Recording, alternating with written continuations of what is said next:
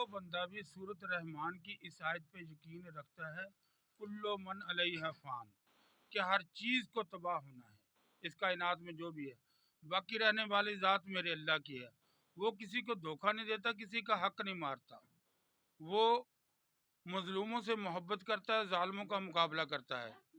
کیونکہ جب بندہ یہ سمجھ جاتا ہے کہ میں کسی خاص مقصد کے لیے بھیجا گیا ہوں، وہ مقصد کیا ہے؟ زمین پہ اللہ کے نظام کو رائج کرنا، زمین والوں کے ساتھ صلہ رحمی کرنا، زمین والوں کی خدمت کرنا، زمین والوں کی امداد کرنا، یہی ہے اصل انسان کا دنیا میں آنے کا مطلب۔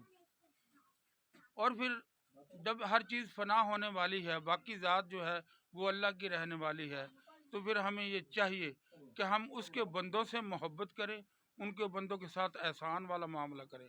نیکی کا سوا بدلہ نیکی کے سوا کچھ بھی نہیں۔